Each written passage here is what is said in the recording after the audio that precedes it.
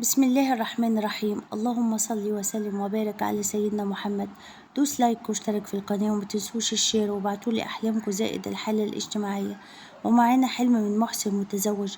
حلمت إني كنت ماشي في الشارع وقابلت الفنان فؤاد المهندس وقال لي ربنا يرزقك رزق واسع، وسيبني ومشي. تفسير الحلم: يدل المنام على حصول رزق واسع سيصيبك فجأة، كما يدل المنام على تقبل عمل صالح تعمل به، كما يدل المنام على الانتصار على الأعداء وسماع أخبار سارة قريبا جدا.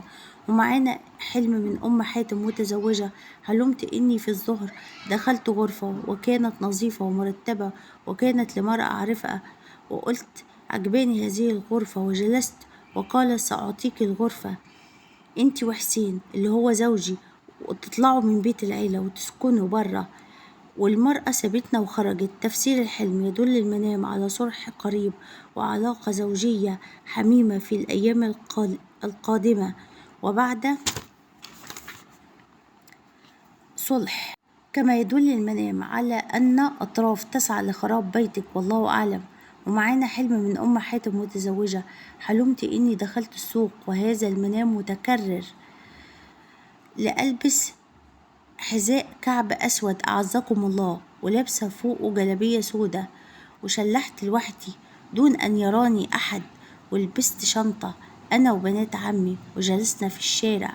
فكرت في نفسي قلت ليه إحنا هنا وخرجنا. تفسير الحلم: يدل المنام على أن هناك مشاكل زوجية بسبب عدم الحمل، ولكن الله سوف يرزقك بالولد الصالح. ومعانا حلم من سمية عزباء. حلمت إن أنا وأخويا في اختبار، ونام أخويا في الاختبار، وأنا كنت زعلانة لأن مش عارفة أحل الامتحان.